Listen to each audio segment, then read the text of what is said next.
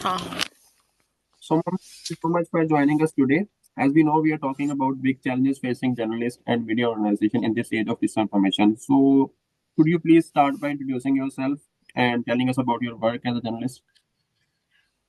Yeah, sure. My name is Momina Rasheed, and I am doing Hargeising University. Also, side by side, I am working as a journalist in Dunia News from past 2 to 3 years, almost 3 years. And my work there is something we just, identify and we just do that all the paperwork and the news gathering and their synchronization, what news to go on screen or what not to. Since you are associated with journalism, so have you ever heard about disinformation? Exactly, this is what we are doing from past 2 to 3 years. Our in this era of social media, our work is become so tough just due to this. There are so many false news around the world, around the internet, around the media sources. So we work as an identifier.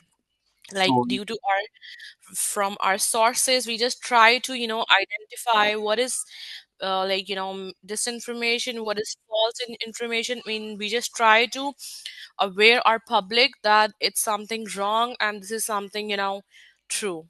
oh, all right. So, as you just mentioned, social media. My second question was regarding the social media. So you found up on that.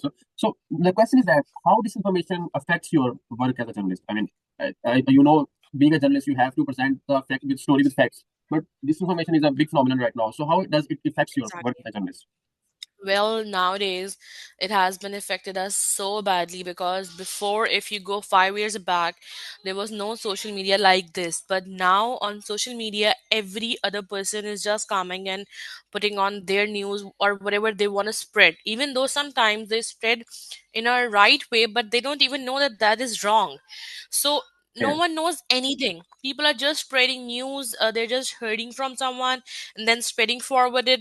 So we as a journalist who are just came here while doing all the studies and getting experiences working in media sectors, Okay. it becomes very difficult for us to deal with these things, because if we come to know for any information, we cannot know about anything, or we cannot know about everything every time.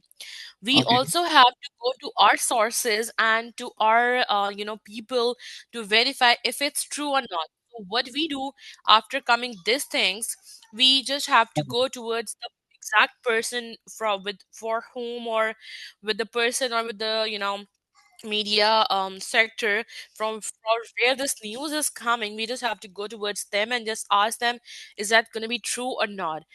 Being a journalist, as it's our duty. Me as a journalist as well. So, what do you think? How can a journalist help people to understand so they can avoid disinformation? As with the emergence of social media, now every citizen is a journalist.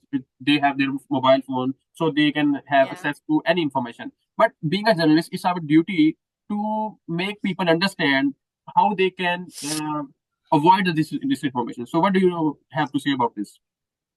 Well, for this thing, I would just say that people need to believe that there are special and there are specific platforms who spread the the correct information.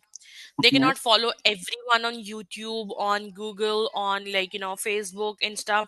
They have to stick towards the authentic pages of Okay. Instagram for news and authentic television screens. They just have to believe that not everyone spreads authentic news.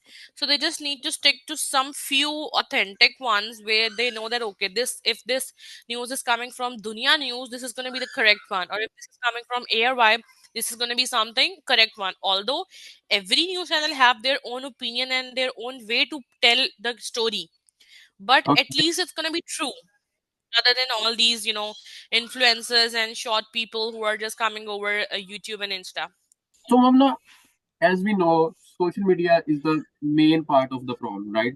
So, Yeah. we can say it can be used as a tool to stop disinformation as well. So, what do you think? Governments and social media companies are doing enough to stop this disinformation?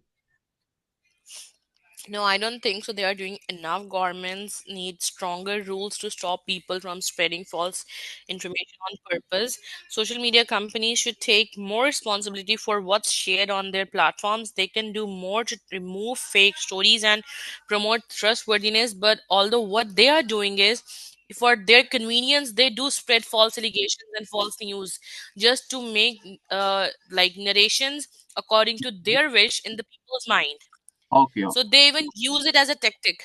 okay, okay. So finally, as we know now, as you just mentioned that youth do not trust the traditional media, so they follow the social media, and social media is the main part of the problem as it spreads the disinformation. So, what gives you hope in the fight against this disinformation in this age where the age we are living in the social media? So, what actually gives you hope in the fight against disinformation?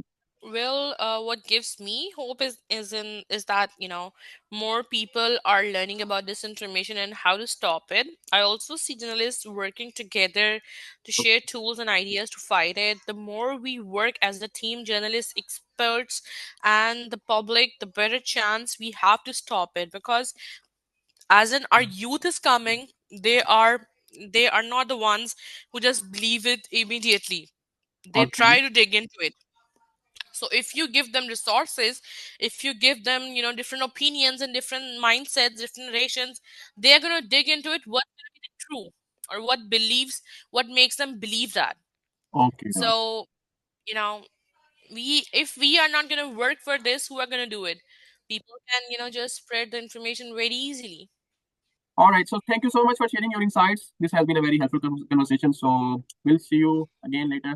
You're I hope we'll you're welcome. I will have a chance to have a in-person interview as well since you are now in back in home For Pakistan. sure. So I'm here in UK. So well, we surely have a whenever I get a chance to meet you in person, we will surely have a discussion about this topic again as well. Sure, I would love to sit and have a conversation on such topics, because these are the topics we just need to really discuss and see their further, outcomes. And I would love to have a chit chat with you. And this was like pleasure talking to you. I hope Thank you. it's gonna be something Feelings are helpful for you. feelings are mutual. Thank you so much, Momina. Thank you so much. Bye bye. You're welcome. Take care.